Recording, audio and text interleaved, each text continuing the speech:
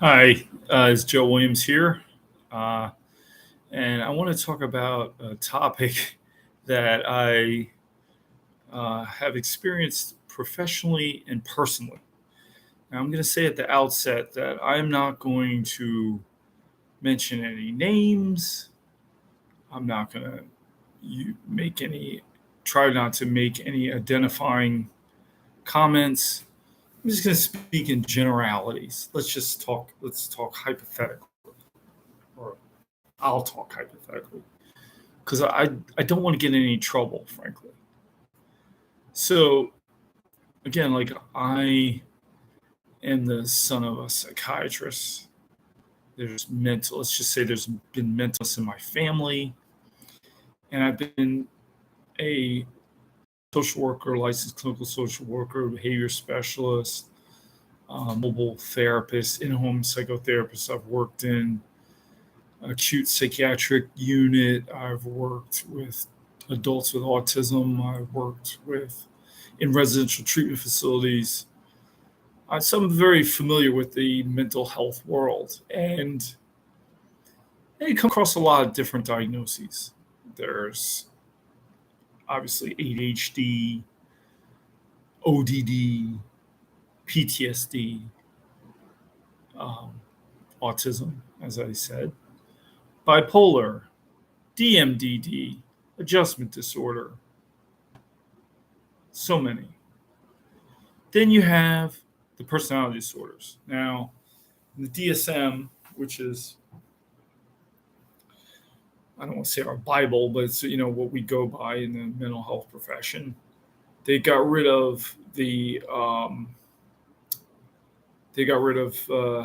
Axis two, and they got rid of Cluster B.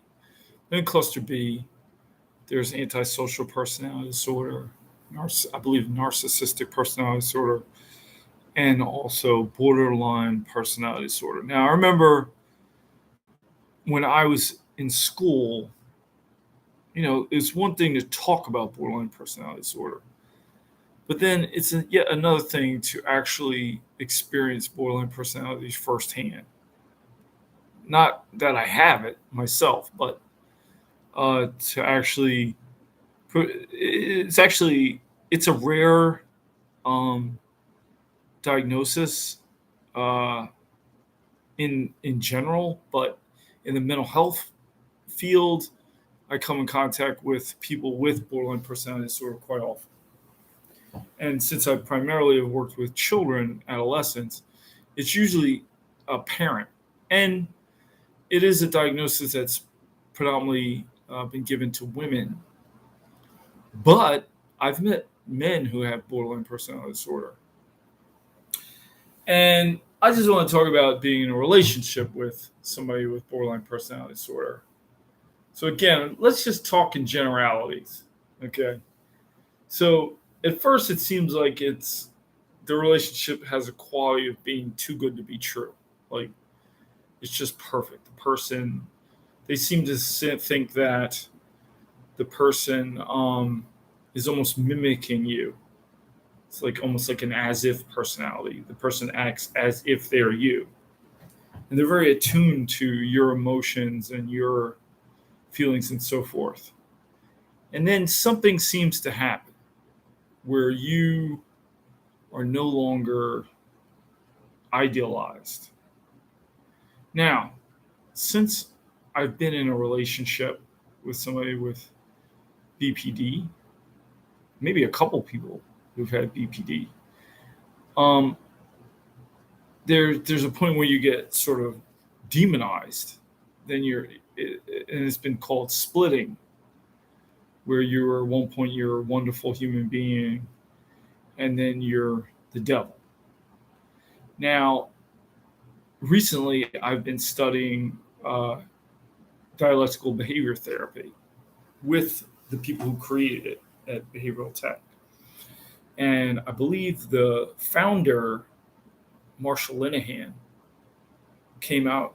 Uh, I guess she's in her 70s, or it was like within the last 10 years, and she announced that she could relate to people with borderline personality disorder because she has it, or certainly has had some of the traits for sure.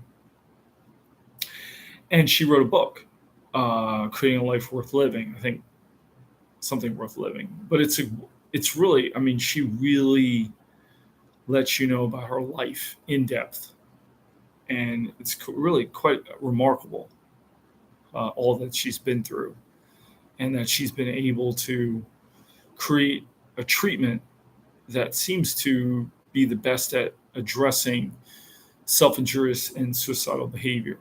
And that's another issue: suicidal behavior, the splitting. Another thing that I noticed is projection. Blaming someone for doing something that you're doing. Then there's the substance use. Uh, just, I'm sorry, just pathological lying, constant. Um, and mood shifts, not like bipolar disorder, but instant mood shifts. 1 minute they love you, next minute you're the worst scum of the earth. And walking on eggshells. Um, you know, anything you say, you may not know what it might be, but you could set the person off. So you have to walk on eggshells. And then there's this quality of being with somebody who's like a bottomless pit. Like you think, like me, maybe, there's something about people who want to date somebody or be with somebody who has borderline personality disorder, that you might think that you can fix the person, that you can um, somehow fill this void that they have with your love. If you're just really kind to them, they'll be whole, or it'll fix them. But ultimately, I think the person sort of has to be able to fix themselves. Really, you can support them with boundaries, and then, but really, it's going to have to be them. And it seems like DBT is very promising. That's one of the reasons I'd like to be a certified DBT practitioner. But it does seem there was a psychiatrist at Harvard. I think his name was Gunderson, and he had a book that I bought called Beyond Borderline, where it seems that you can work through it, you can overcome it, and that's one of the things I'd like to learn how to do, is help people overcome borderline personality. It almost seems impossible because the cutting, the pills, the lying, the projecting. And I remember Dr. Aaron Beck, father of cognitive therapy, said one of the things that all personality disorders have in common is their reluctance to accept responsibility for what they're doing. And that seems to be a quality of borderline personality disorder. So, but in therapy, it seems to me that you kind of have to accept or take some responsibility for what's happening, right? It seems to be an issue with the amygdala. Like I took a trauma course at Bryn Mawr uh, graduate school, social work, a few years ago, and the instructor at the time was talking about how the term borderline personality disorder is very stigmatizing, and it is. It's almost a pejorative term. It really has something to do more with emotion regulation, working on developing emotion regulation. Borderline, I think, originally meant that the psychoanalyst thought that the person was on the borderline between neurosis and psychosis. But we now know that's not necessarily true. Will it be renamed? I don't think Marsha Linehan thinks that's necessary. Not that it's entirely up to her, but uh, I mean, it would, if it was, it would maybe be something like emotional regulation disorder.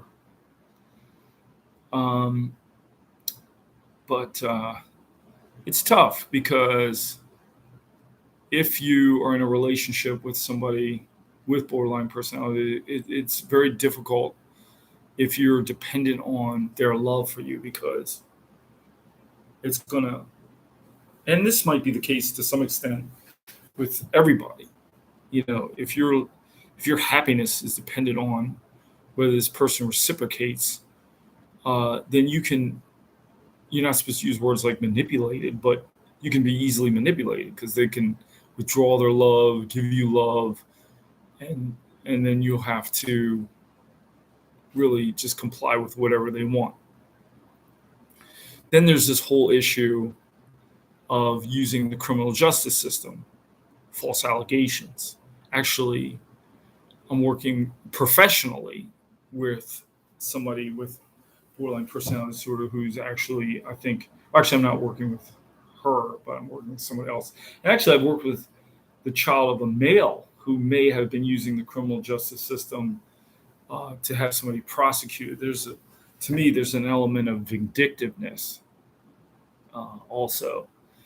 But I don't know if the woman who was the instructor at the Bryn Mawr trauma program that I was in, she was saying that for her, borderline personality disorder was a survival mode. Like this person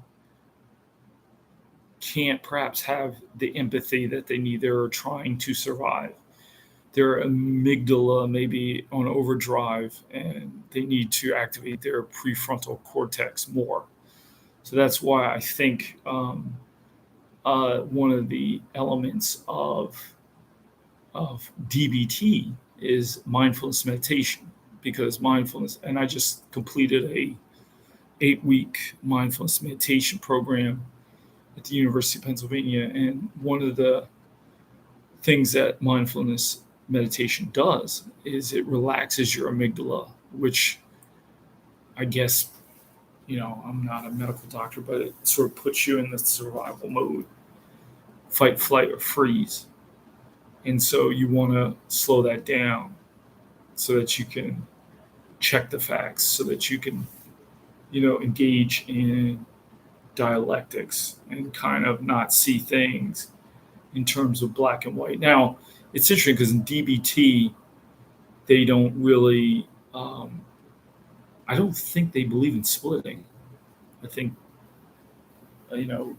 Marcia and some of the others believe at behavioral tech that splitting is a pejorative notion.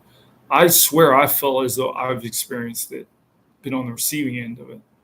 And for me, it was quite real. The projection, again, Freud wasn't totally wrong about everything. Projection seems very real. Splitting seems very real. This whole idea that there's no internal self. It's a like there's antisocial personality disorder, which is also interesting, but borderline personality disorder is really unlike almost anything I've experienced. Um, and I really would like to develop the ability to help people with borderline, because at the end of the day, they say that the people who have it are really suffering themselves, while they may seem to lash out at others, that they are in a kind of inner turmoil as well. And again, it's not a monolithic group of people. And there's been a lot of famous people. I'm not going to go through the names of famous people who've been speculated to have borderline personality disorder. One very famous trial that the whole world just experienced recently. The psychologist made a diagnosis. Everybody knows who I'm talking about.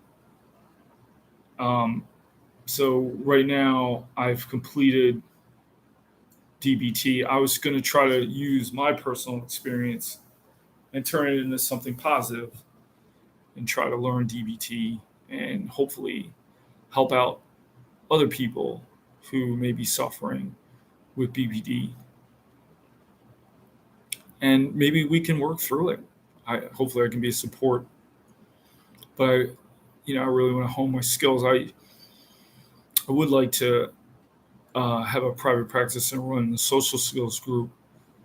Uh, right now, I'm working for an agency called Philadelphia DBT Associates, but I would love to run uh, therapy in this house, which is would be really great. Um, yeah, I'm gonna probably talk more about BPD and other psychological diagnoses in the future. Thank you.